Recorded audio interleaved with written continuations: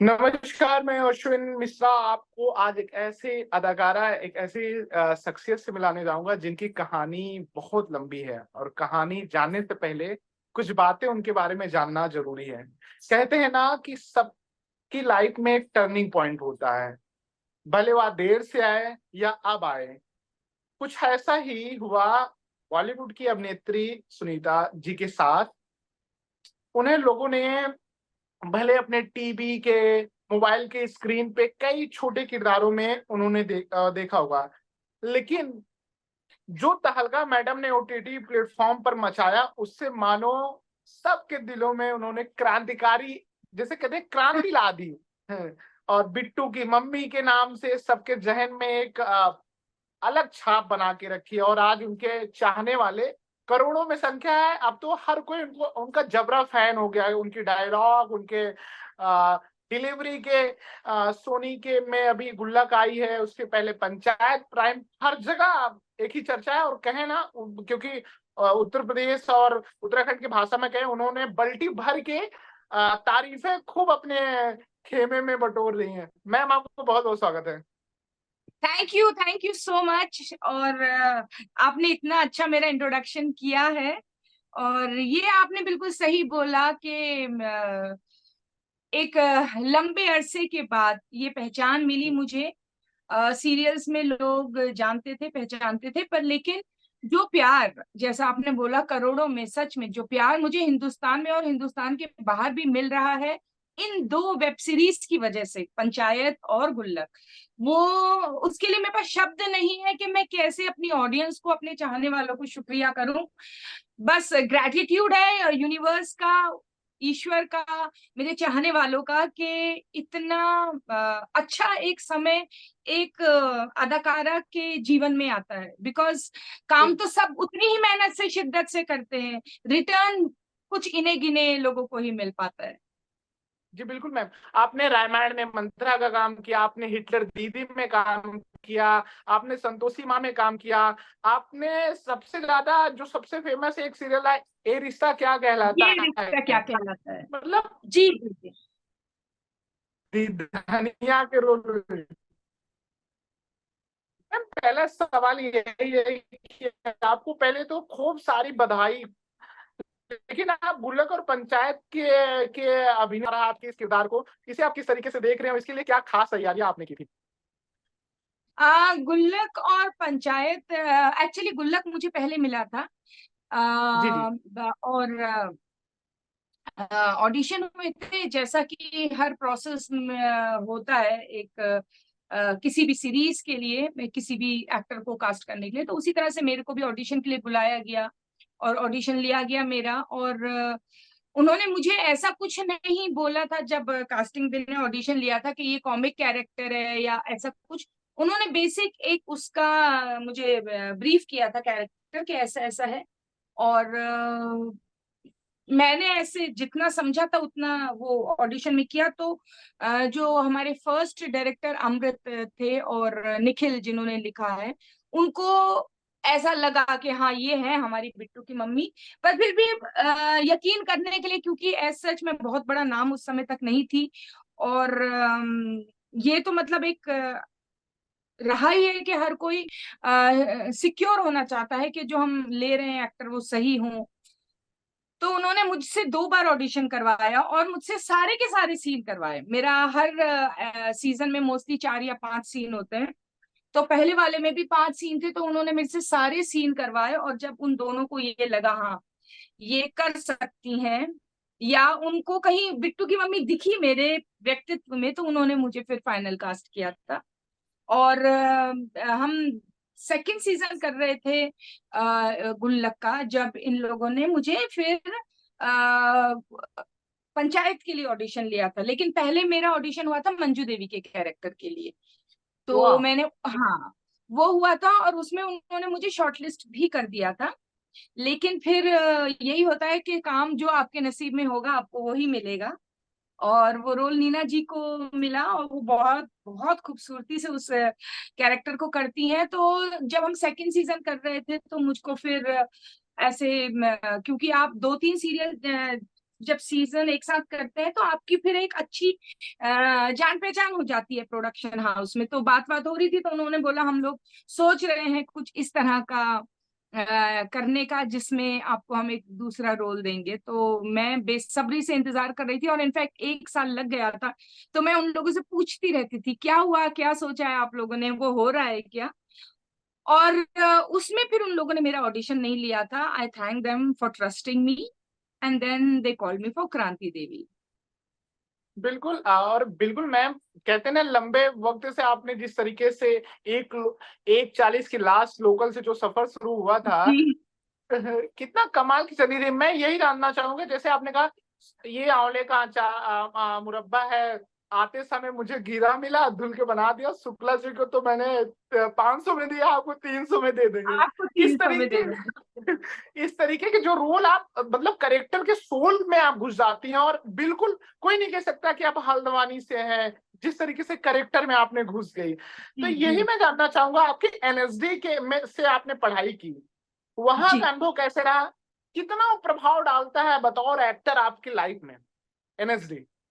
देखिए मतलब मुझे ऐसा लगता है जीवन में हर इंसान में थोड़ा बहुत एक्टर होता है, क्योंकि जी हम अपनी रियल लाइफ में बहुत एक्टिंग करते हैं। जब जी एक बच्चा जिसको स्कूल नहीं जाना होता है ना, वो बच्चा जी जिसको पता भी नहीं है कुछ एक्टिंग कुछ होता है या क्या होता है, उसका जो वो बहाना होता है वो एक्टिंग ही होता है, जिसमें वो कभी कभी इतना परफेक्ट होता है कि मम्मी पापा को लगता है सच में इसके हाथ दांत में दर्द है या पेट में दर्द है, आज मत भेजो इसे। तो वो एक्टिंग ही करता है ना बच्चा, उसको तो पता भी नहीं है कि वो क्या कर रहा है, उसका वो सिर्फ एक बहाना है। तो क्या होता है कि ये हम सब इंसान के अंदर एक खूबी होती है, हम एक्ट कर सकते हैं, हम नाटक कर सकते हैं, हम अपने झूठ को सच बना सकते हैं। और कुछ लोगों में शायद ये होता है कि ऑब्जर्वेशन कुदरती तौर पे होता है। आपने देखा होगा कितने सारे हमारे पड़ोसी या रिश्तेदार या दोस्त लोग होते हैं जो लोगों की मिमिक्री बहुत अच्छी करते हैं। They are not actors but they mimic a lot. और कोई भी ओकेजन हो, बर्थडे हो या एनिवर्सरी हो, किसी के घर में पार्टी हो, they perform. So those people who have not taken any training, and it is very natural that their observation is so good that they can mimic, they can enact as someone else. So या इस ये बात मैं इसलिए बोल रही हूँ कि ये हर इंसान के अंदर एक एक्टर होता है। ठीक है।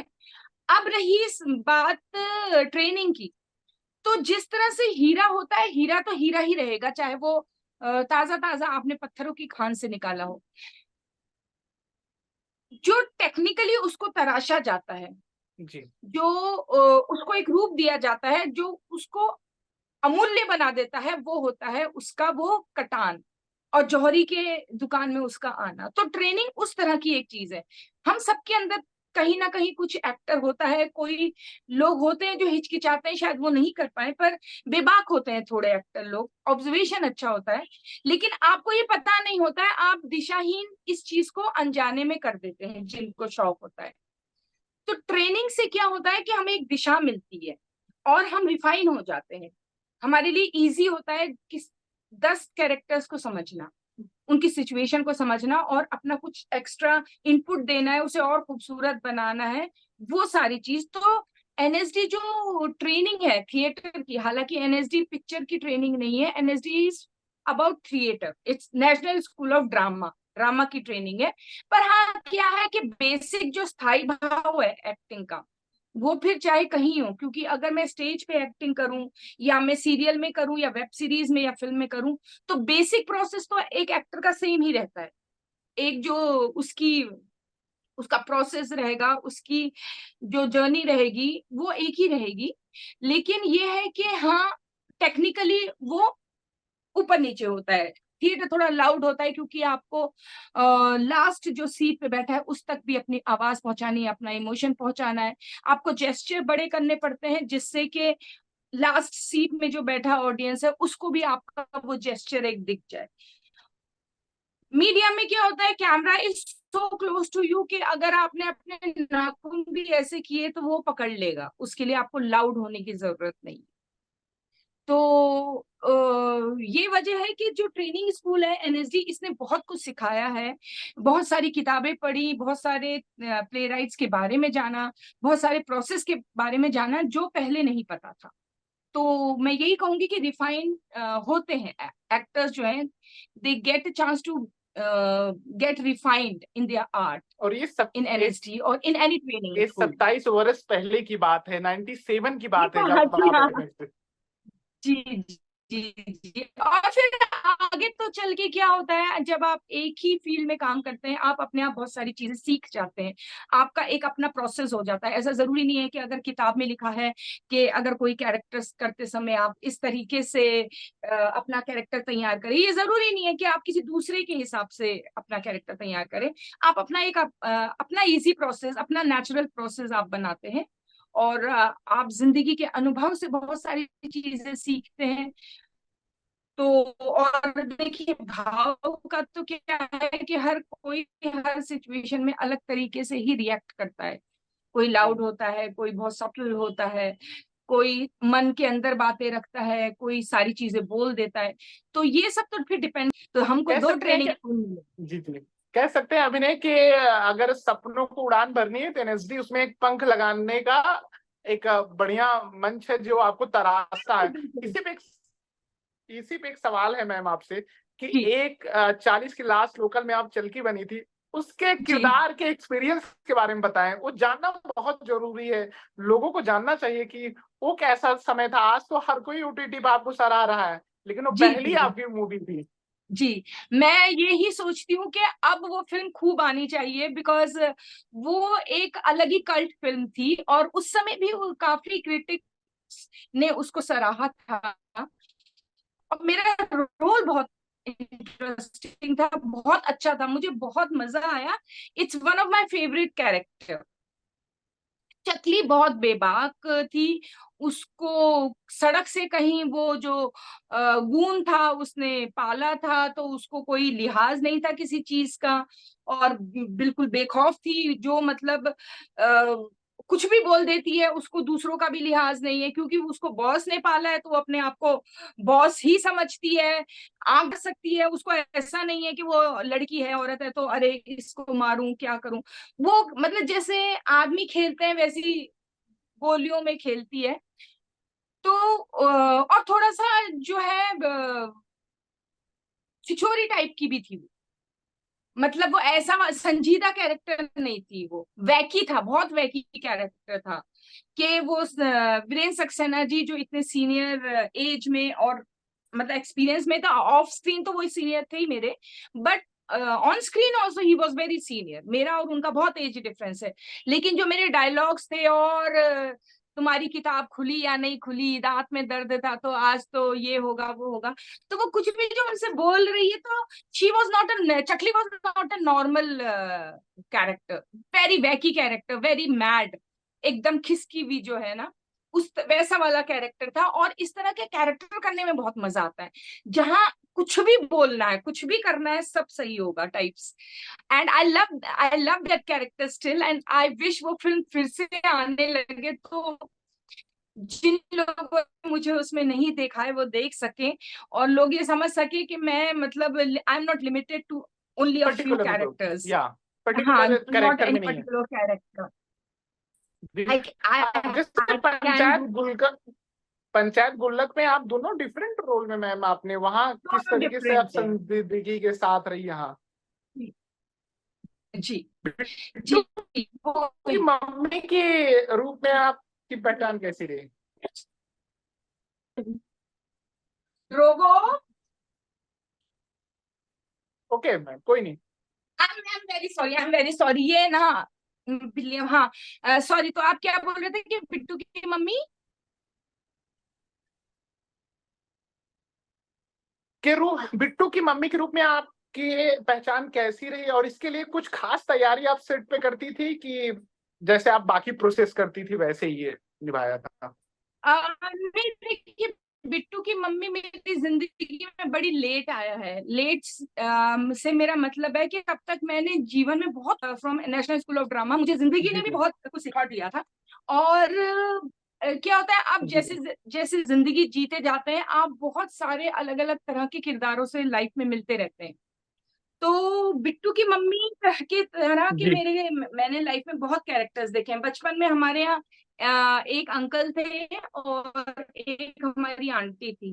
दे were very very similar to Bittu की मम्मी, जो बहुत इनोसेंट थे, लेकिन उनको यही समझ में नहीं आता था, इतने ना समझ, कि सामने वाला उनकी खिल्ली उड़ा रहा है या सामने वाला उनसे परेशान हो रहा है, वो नहीं मिलना चाहता है, नहीं बात करना चाहता है।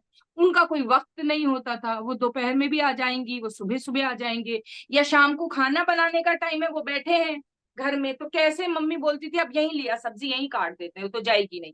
हमें एक आंटी थी, उनके लिए बोलते थे।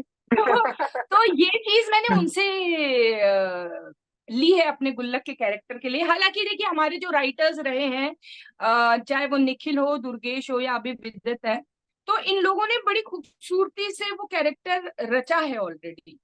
तो हमको बहुत ज्यादा मेहनत नहीं बिल्कुल। करनी पड़ती है, हमको थोड़ी मेहनत करनी पड़ती है, और उससे फिर वो और बेहतर हो जाता है। तो मैंने इन दो इंसानों को, जो मेरे बचपन में मेरी जिंदगी में थे और काफी लंबे समय तक रहे हैं, उनसे थोड़ा कुछ लिया है, लाइक द इनोसेंस, और जो बॉडम पना है इनका, और जो एक केयरिंग जो एक रहा है कैरेक्टर में, जो अभी फोर्थ सीजन में काफी अच्छी तरह लोगों ने अप्रिशिएट किया है, उसे बहुत अच्छे से एक्सेप्ट किया, उस एक छोटे से चेंज को बिट्टू की मम्मी के। तो ये सब मैंने उन्हीं लोगों से लिया है। और हाँ, जिंदगी में आपको कैरेक्टर्स तो मिलते रहते हैं, और एज एन एक्टर जब आप इस फील्ड में होते हैं, तो आपका ऑब्जर्वेशन बहुत नेचुरल और बहुत ज्यादा हो जाता है। यू और डोंट हैव काम टू भी आता है। Make an effort for any observation. वो जो कुछ अतरंगी होता है, या आप भीड़ में खड़े होंगे, तो आप वहां पर 5-6 लोगों को आपकी नजरें जो है स्कैन करके मेमोरी में डाल ही लेती है अपने आप। ये अच्छे कलाकार की मैम खूबसूरती बात होती है कि वो करेक्टर को देखते हैं, ऑब्जर्व करते हैं, वही कलाकार फिर एक्ट में, जैसे बिट्टू की मम्मी का किरदार मुझे लगता है कि हर घर में पहुंच गया। और इंस्टाग्राम पे तो बहुत सारे मीम्स और रील तो आप देख ही ली होंगी। बिल्कुल बिल्कुल, मैंने तो कभी इतना, मतलब मैंने क्या, आई थिंक टीवीएफ ने भी नहीं सोचा था, निखिल जिसने लिखा उसने भी नहीं सोचा था कि ये इतना ज्यादा हमारा पॉपुलर हो जाएगा कैरेक्टर। और इनफैक्ट जब मैं शुरू कर रही थी तो मैं थोड़ा कंफ्यूज थी, क्योंकि उसका जो वो इनोसेंस और बॉडमपना है ना, because I was doing grey shades in TV that time. तो वो या एक माइंडसेट रहता है कि इस तरह का कैरेक्टर है, स्मार्ट कैरेक्टर होते हैं जो नेगेटिव कैरेक्टर्स होते हैं या ग्रे कैरेक्टर्स होते हैं। But this here comes this character who is very innocent, who is harmless, लेकिन उसकी जो हरकतें हैं वो वैसी हैं कि देखने वाले को चिढ़ लग रही है, उसको वो नेगेटिव लग रहा है, but from her point of view she is innocent, she is just being honest. तो शुरू शुरू में मुझे लगता था ये मैं बिल्कुल। अपने बारे में ऐसे कैसे बोल रही हूँ। वो बोल रही है, मैं कहती हूँ आपने व्हाट्सएप, आपको व्हाट्सएप किया था, वो बोलती है हम नहीं देखते व्हाट्सएप, मैं कहती हूँ हाँ हम भी नहीं देखते। तो स्टार्टिंग में मुझे लगा था, 1-2 दिन लगे थे शूटिंग में, पर उन्होंने बोला कि मैम आप जो कर रहे हो आप करो, आप बिलीव इट, इट्स वर्किंग। तो मैंने कहा चलो ठीक है, लेट मी ट्रस्ट यू। और मजा तो आ ही रहा था करने में, तो वो रिजल्ट तो बहुत गीतां ही अच्छा रहा। और गीतांजलि जी और खासकर जमील जी के साथ जो आपका जितने भी सीन रहे हैं बहुत कमाल के रहे। जी मैम एक हाँ, सवाल और पूरी है। अच्छी है। जी जी। जी जी। सवाल, इंडस्ट्री में इतने वर्षों से आप आपकी यात्रा रही, आपने वो दौर भी देखा है और आज का बदलता हुआ आप टाइम देख रहे हैं, दोनों को कैसे जी देख रहे हैं आप? देखिए, कुछ चीजें तो अच्छी चेंज हुई हैं, जैसे कि मैं आपको बताती हूँ, हम लोग अभी 1:40 की लास्ट लोकल की बात कर रहे थे। आई हैड अ जी जी इम्पोर्टेंट रोल, माय कैरेक्टर जी। वाज अप्रिशिएटेड, और मेरा नॉमिनेशन हुआ था स्टारडस्ट का बेस्ट ब्रेक थ्रू परफॉर्मेंस के लिए। जी मैम आई वाज 2021। नॉमिनेटेड, जी जी।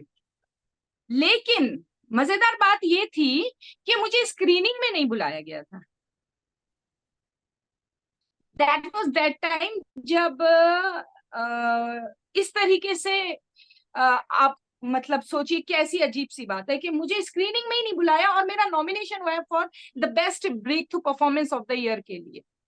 आज आप छोटे से छोटा रोल भी करो तो प्रोडक्शन हाउस कॉल्स ईच बिल्कुल and every person who is in the movie, in the project, चाहे उसका एक ही सीन हो, they are given this respect, they are called for the screening.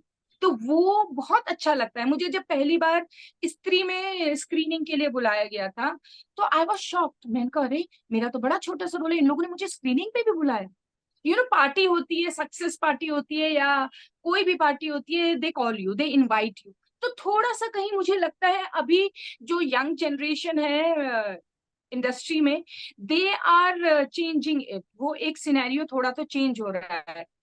You are better treated, you are treated. और art की आज कद्र होती है। आप देखेंगे, जो मैं 20 साल पहले की बात कर रही हूँ, बहुत कम नेशनल स्कूल ऑफ ड्रामा के स्टूडेंट्स थे जो एक्टिंग कर पाते थे, बहुत कम, बिल्कुल गिने सही। चुने होते।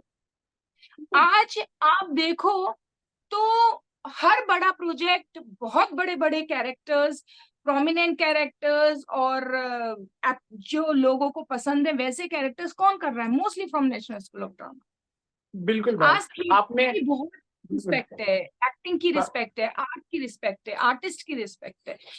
Not too much difference, but yes, एक चेंज शुरू हो गया है।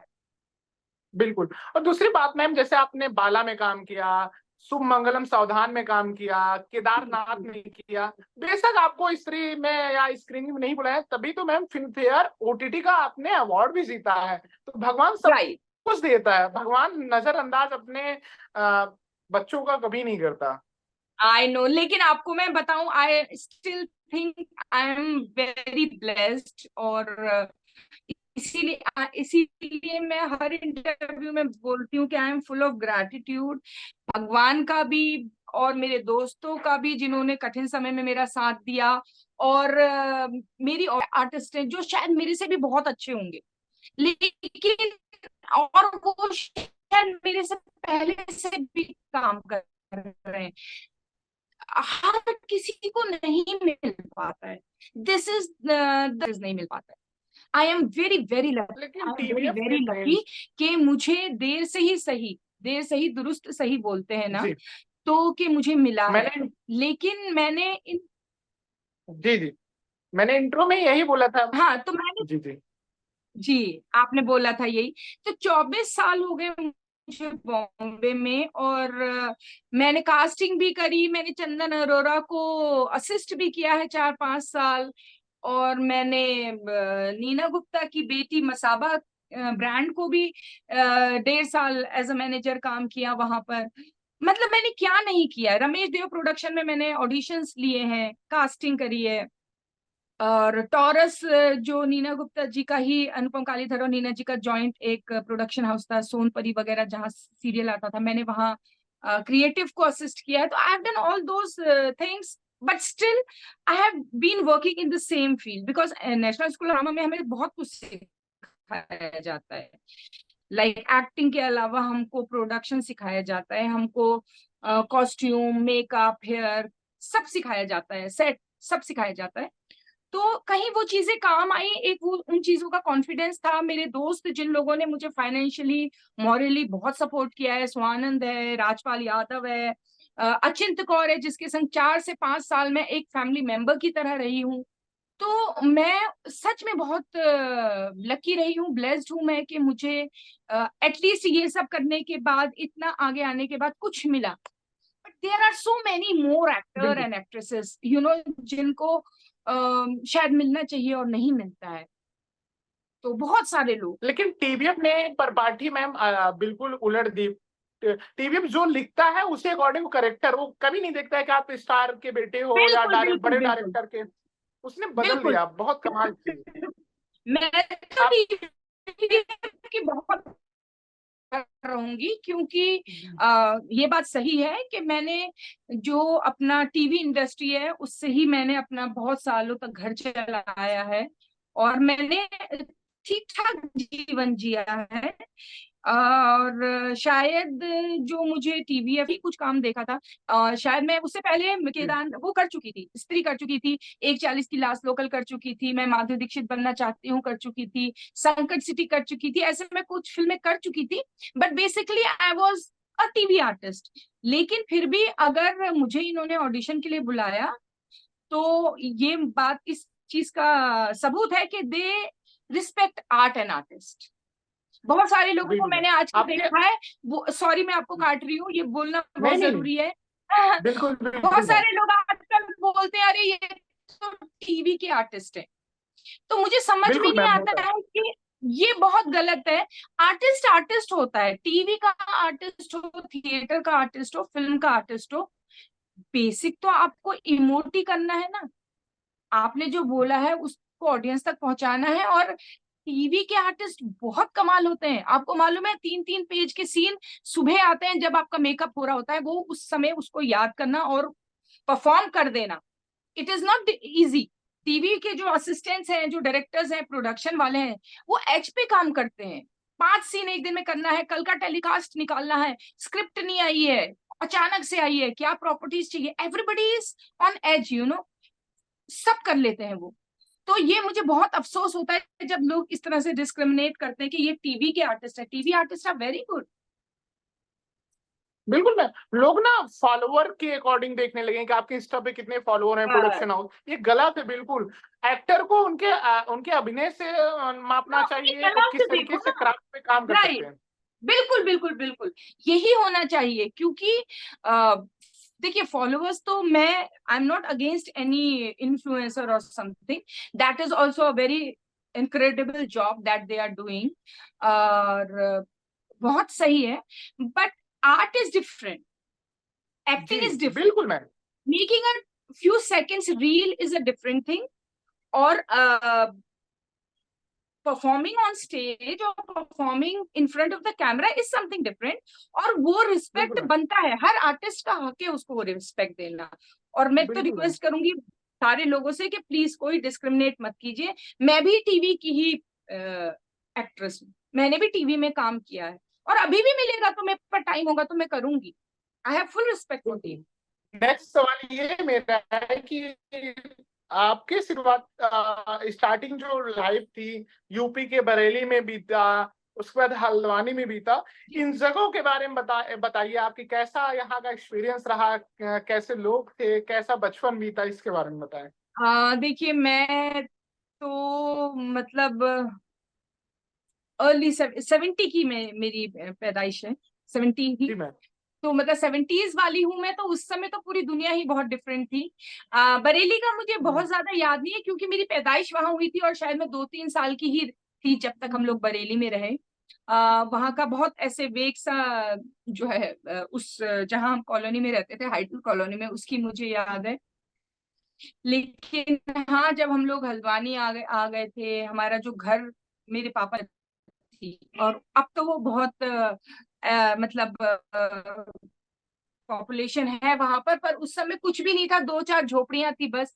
और मेरी मम्मी ने पापा को बोला भी था कि ये कहाँ जमीन ले ली हमको, मतलब market was very far away from our place.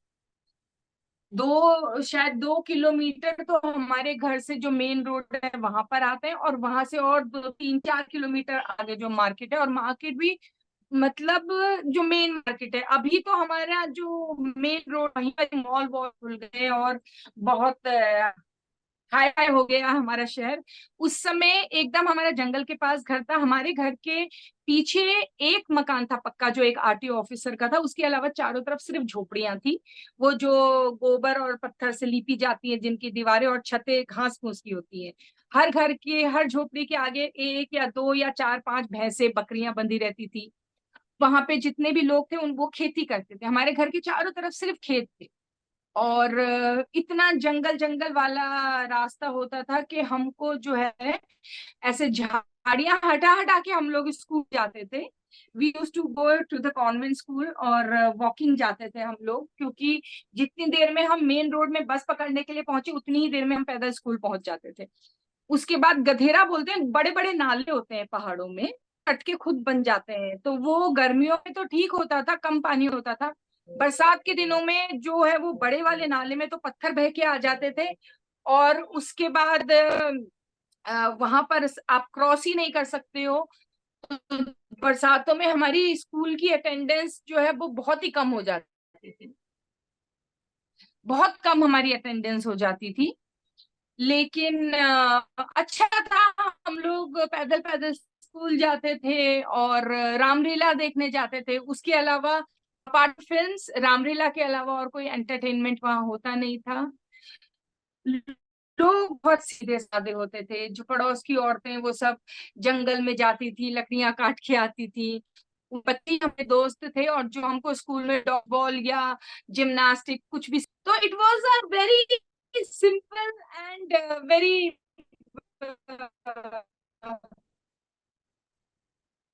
Fun loving life ही हमारी बना था। गर्मियों की छुट्टियों में जो है वो आता था, एक अखबार वाला जो किताबें लेके आता था, उससे किताबें ले लिया करते थे। सर पे वो टोकरी रख के वो बेचने आता था, उससे सामान लेते थे। जैसा रद्दी वाला दिखाया गया है गुल्लक में, वैसा रद्दी वाला आता था साइकिल में। एक शनिचर बाबा थे, वो हमेशा हर शनिचर को आ जाते थे दान मांगने। तो ऐसे बहुत मतलब एकदम बहुत ही रो हम लोग टॉफियां, मेरी दोस्ती वगैरह जिनकी मम्मी कितना मिस वगैरह करती है मैम? जंगल जाके लकड़ी लाती थी, घास लाती थी, गाय भैंसों के लिए। हम लोग ऐसे भी, हम लोग शौक में उनके संग लकड़ियां लाएंगे करके, चलो हम भी लकड़ी कितना मिस लाते हैं। तो करती हैं? जंगलों में बहुत घूमते थे हम लोग, बहुत जंगलों में घूमते थे। मैम कितना मिस करते हैं आप अपने होम टाउन को? मैं बहुत ज्यादा मिस करती हूँ, और काम हमारा ऐसा है कि मोस्टली जैसे ही कोई काम कंफर्म होता है तभी जो है, आपने जब टिकट करा होता है तभी कंफर्म होता है। तो लेकिन फिर भी साल 2 साल में बीच में जाना होता है, बहुत रेगुलर नहीं। घर में तो आना जाना चलते रहता है, और पूरा जो शहर है वो बदल चुका है।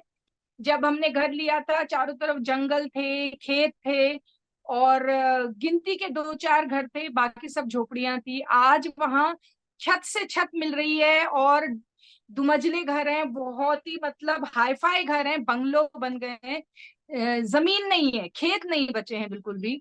और जंगल का जो पहला पेड़ है वहां तक लोगों ने घर बना दिए हैं। हम लोग जब छोटे थे तो जंगल में जामुन के पेड़ लगे होते थे। हम गर्मियों की छुट्टियों में या स्कूल से आने के बाद अपने गांव के वही जो मेरे दोस्त थे, जानकी, गोपाल, मुन्ना, गुड्डी, हम लोग सब जाते थे, जामुन तोड़ने जाते थे। उनको देखा देखी मुझे भी बड़ा शौक होता था कि चलो जंगल जाते हैं, लकड़ी लाएंगे। वो सब करते थे। और मेरी जो दोस्त थी, बहुत मतलब है जो मेरी दोस्त बहुत पक्की, जानकी, तो वो मेरी हम उम्र थी, हम एक ही क्लास में थे, अलग अलग स्कूल में थे। वो सरकारी स्कूल में थी, मैं कॉन्वेंट में थी। पर उनका और हमारा जो घर है एकदम ऐसे काफी मिला हुआ था। तो जब भी उसकी माँ, हम लोग पहाड़ में ईजा बोलते हैं, वो गांव खेत से या जंगल से आती थी, तो वो लोग 12:30-1 बजे अपना लंच करते थे रसोई में ही बैठ के, जो कि पूरा गोबर और मिट्टी से लीपा हुआ बनाया होता है, चूल्हे में जिनका खाना बनता है, लोहे की कढ़ाई में, बर्तन में। तो मैं पहुंच जाती थी उनके यहाँ खाना खाने, और मुझे आज भी उनके खाने का वो, मेरे को वो तस्वीर अभी भी है मेरी आंखों में, वो स्वाद है मेरे मुंह में। और हमारे यहाँ पहाड़ी में बोलते हैं झोली भात बनता था, वो खाने जाती थी, चुड़कानी भात, डुबके भात। वो सब मुझे उनके घर का अपने घर से ज्यादा टेस्टी लगता था, हमेशा चली जाती थी। और उनके घर में एक बहुत बड़ा नीम का पेड़ था, तो गर्मियों में उसके नीचे चरपाई बैठ पे हम लोग बैठते थे, गप्पे करते थे, कभी स्कूल का होमवर्क करते थे। और वो सरकारी स्कूल में थी, तो उस समय उन लोगों को ना कभी पंजरी, कभी साबूदाना, कभी सूजी, इस तरह से खाना मिलता था सरकारी स्कूल में, बच्चों बांटते हैं बच्चों को। वो घर लेके आती थी, आप सोचो, मैं उसमें भी अपना हिस्सा ले लेती थी। गुट्टे खेलते थे, वो जो 5 पत्थर वाले गुट्टे होते हैं वो खेलते थे। उसकी छोटी बहन भी मेरी दोस्त थी, सुनीता ही नाम था उसका। बड़ी खूबसूरत, बहुत खूबसूरत थी वो, है मतलब अभी भी है वो। तो वो और मैं गुड़िया गुड्डे का खेलते थे, मम्मी की साड़ियों के बॉर्डर फाड़ फाड़ के हाथों से गुड़िया सिलते थे। तो रामलीला शाम रात में जाना होता था तो इकट्ठे जाते थे। फिर वो, उसको मैं अपने घर बुला लेती थी, दिन में हम लोग एक साथ ही सब सो जाते थे पंखे के नीचे। फिर क्योंकि मम्मी बोलती थी अगर रात को रामलीला जाना है तो दिन में सो जाओ। तो बहुत अच्छा, सीधा साधा लेकिन बहुत अच्छा बचपन गुजरा है हमारा, जिसको हम याद करके आज खुश होते हैं, अच्छा लगता है वो याद करके। इतनी सारी बातें हुई मैम, ये भी आपके चाहने वाले दर्शक, आपके फैंस जानना चाहेंगे, उनका अधिकार भी है कि आने वाले किन प्रोजेक्ट में मैम दिखने वाली हैं, कौन कौन से प्रोजेक्ट चल रहे हैं, जिनका नाम बता सकती हैं वो बताएं प्लीज। नाम तो मैं बता सकती हूँ, स्त्री का स्त्री 2 आ रही है, जो कि जी शायद जी 15 अगस्त को रिलीज हो रही है। तो जी। स्त्री 2 में लोग मुझे देख पाएंगे। उसके अलावा मैंने की और एक फिल्म करी है, उसका उन लोगों ने नाम शायद चेंज कर दिया है। उसमें मैं थोड़े डिफरेंट कैरेक्टर में नजर आऊंगी लोगों को। फिर मैंने 2 सीरीज भी करी हैं, और नाम पता नहीं, वो लोग चेंज कर देते हैं तो बताने का कोई मतलब नहीं है, पर हाँ 2 सीरीज भी करी है मैंने। और एक जो सबसे बड़ा प्रोजेक्ट है मेरी जिंदगी का, जिसमें मेरा कैरेक्टर ही बहुत डिफरेंट है, लोग मतलब दंग रह जाएंगे कि मैं ये भी कर सकती हूँ, इतना संजीदा रोल भी कर सकती हूँ, वो है फिल्म संतोष, जिसके लिए मैं कांस भी वाह गई। बधाई। तो ये हैं कुछ 4-5 प्रोजेक्ट मेरे, और आई होप सब आ जाए टाइम पर। और मैं तो चाहती हूँ संतोष भी जल्दी से जल्दी आए हिंदुस्तान में, लोग देख सकें उसे, या ओटीटी में आ जाए, किसी तरह भी आ जाए कुछ, के लोगों को मैं वो दिखा सकूं फिल्म। वो बहुत मेरे दिल के करीब का एक प्रोजेक्ट है, क्योंकि मुझे बहुत कुछ अलग करने को मिला है उसमें। बिल्कुल। और हम लोग भी दुआ करेंगे कि पंचायत में चुनाव होने वाले हैं, चंदन जी नए स्क्रिप्ट लिख रहे हैं, सीजन 4 में आप प्रधान भी बने, और अरे रोमा भी भगवान, मैं भी यही चाहती हूँ, क्योंकि मैं बड़ी दुखी हूँ, मेरा तीसरे पंचायत के सीजन में कुछ खास काम नहीं है। जो लोगों का प्यार मिल रहा है वो छाप है सेकंड सीजन की, जो चप्पल जी वाला सारा इंसिडेंट है। और बहुत सारे लोग मुझे डीएम करते हैं, तो मैं भी ऐसे दुखी होकर पूछती हूँ कि मैंने तो कुछ किया ही नहीं है ही नहीं मेरा कुछ खास काम, तो किस बात पे तारीफ कर रहे हो। तो वो बोलते हैं मैम हम सीजन फर्स्ट से देख रहे हैं, और everybody has glued to that चप्पल वाला सीन, मोटरसाइकिल वाला सीन, मंदिर वाला सीन। तो वो जो सेकंड सीजन पंचायत का मेरा इम्पैक्ट पड़ा है क्रांति देवी का, उसमें लोगों को ये फर्क ही नहीं पड़ रहा है कि थर्ड सीजन में मैं हार्डली हूँ। जी। बिल्कुल, सीजन 4 में चंदन जी कुछ भी लिख सकते हैं मैम, हो सकता है प्रधान भी आपको बिल्कुल बना दे, बिल्कुल। प्रधान भी बना दे। अरे पता नहीं बहुत बड़ी कास्ट है, और पता नहीं, देखिए स्टोरी उनके दिमाग में क्या है, कहाँ जाता है, क्योंकि हम बिल्कुल लोग को भी कुछ तो पता नहीं होता है। बिल्कुल। बट आई होप कुछ हो ऐसा कि मतलब मैं अपनी ऑडियंस को निराश ना करूं। बिल्कुल मैम, ऐसा कोई सवाल हो जो छूट गया हो और मैंने पूछना भूल गया हूँ, आप प्लीज, कैमरा आपके सामने, आप अपनी बातें साझा कर सकती हैं अपने फैंस के साथ। मैं ये बात एक साझा करना चाहूंगी कि मैं जो 24 साल से बॉम्बे में रही, और कभी मेरा काम हुआ कभी मेरा काम नहीं हुआ, लेकिन मैं अपने दोस्तों की वजह से बहुत सस्टेन कर पाई हूँ। तो आपके इसके जरिए मैं उन सभी दोस्तों को शुक्रिया करूंगी, और राजपाल है, अचिंत है, स्वानंद है, तो इन लोगों का मैं शुक्रिया अदा करती हूँ, क्योंकि इन लोगों ने मुझे मॉरली फाइनेंशियली बहुत सपोर्ट किया है। कि जिंदगी में तकलीफ है, तकलीफ सबके होती है, लेकिन अगर आपके पास वो साझा करने के लिए कोई है, उसको बांटने के लिए कोई है, तो बड़ी से बड़ी, मुझे ऐसा कुछ, लोग जब स्ट्रगल बोलते हैं तो मुझे लगता है स्ट्रगल मत बोलो, ये मेरी जिंदगी की जर्नी है। जी और मैं हर जो लाइफ की जर्नी है ये मेरी, इसमें मुझे स्ट्रगल शब्द बहुत थोड़ा सा चुभता है। मुझे लगता है स्ट्रगल मतलब क्या, ये तो मैंने चूज किया, मैं बॉम्बे आई, मुझे मौके मिले, मैं उस हिसाब से करती रही। मेरे पास एनएसडी की ट्रेनिंग थी, मेरे पास मेरे परिवार का मॉरल सपोर्ट था, और जो थोड़ा बहुत फाइनेंस का मुझे प्रॉब्लम था, वो भी मुझे कभी सच में महसूस नहीं हुआ, क्योंकि एनएसडी के थ्रू मैंने इतनी सारी चीजें सीख रखी थी कि मैं अलग अलग काम कर सकती थी। मुझे ऐसा नहीं था कि मुझे पेट में पत्थर बांध के एक्टिंग करनी है, मुझे ये था मुझे सरवाइव करना है, और उसके लिए मुझे तैयार करके भेजा है मेरे ट्रेनिंग स्कूल ने, मेरे परिवार ने।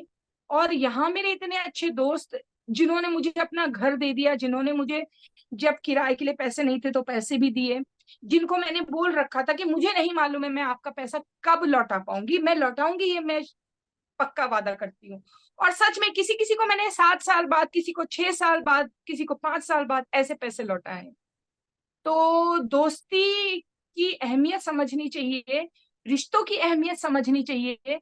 जिंदगी में कितना भी बड़ा दुख आ जाए, जिंदगी में कितने उतार चढ़ाव आ जाए, अगर आपके पास सपोर्ट है, प्यार है लोगों का, दोस्तों का, परिवार का, तो आप कुछ भी जो है हासिल कर सकते हैं, और आप कुछ भी बड़े से बड़ा आग का दरिया पार कर सकते हैं।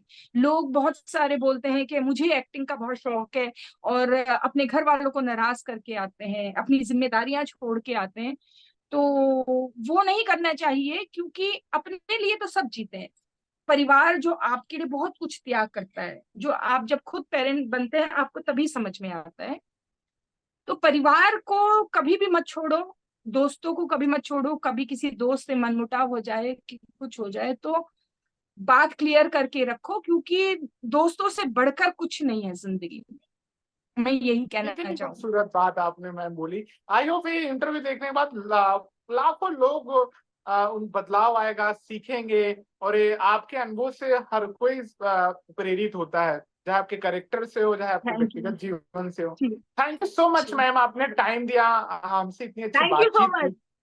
थैंक यू सो मच, क्योंकि हम क्या सोचते हैं, क्या करते हैं, हम क्या इंसान है, वो इंटरव्यू के थ्रू ही समझा जाता है। कैरेक्टर तो हमारा जरिया है आमदनी का। एक्चुअली एक्टिंग हमारा प्रोफेशन है, ये हमारी रोजी रोटी है, और हम वो करते हैं जो लिखा गया होता है, जो हमसे कराया जाता है। वो हमारा व्यक्तित्व नहीं होता है। हालांकि ऑडियंस उस व्यक्तित्व से प्यार करती है। पर बचपन से मेरी एक आदत थी, मैं आज भी इंटरव्यू बहुत पढ़ती हूँ और बहुत देखती सुनती भी हूँ। चाहे वो इंडस्ट्री वाले हों, चाहे क्रिकेटर्स हों, स्पोर्ट्समैन हो या नेता हो, मुझे लगता है किसी भी इंसान को जानने के लिए उसका इंटरव्यू बेस्ट चीज है। बिल्कुल बिल्कुल मैम। तो और दूसरा, मैं ऑडियंस से ये कहना चाहूंगी, हम इंसान हैं, हम सिर्फ अपना काम कर रहे हैं। कोइंसिडेंटली हमारा काम बहुत इंटरेस्टिंग है, बहुत एंटरटेनिंग है, लेकिन किसी भी ऐसे इंसान को प्लीज भगवान मत बनाओ। सेल्फ रिस्पेक्ट से रहना चाहिए, और जो है हमको इंसान जैसा ही ट्रीट करना है, कभी भगवान मत बनाओ। Thank you so much ma'am. Panchayat में सुनीता मैम को प्यार दिया, आने वाले समय में उनको इतना सारा प्यार दें। और ये इनकी जर्नी थी जिसको मैंने आपको बताने की कोशिश की। अगले इंटरव्यू के एपिसोड में एक नई शख्सियत के साथ आएंगे, तब तक हमारे साथ बने रहें। Thank you again ma'am, thank you. Thank you so much. Thank you to you, and thank you to my loving audience. Thank you so much.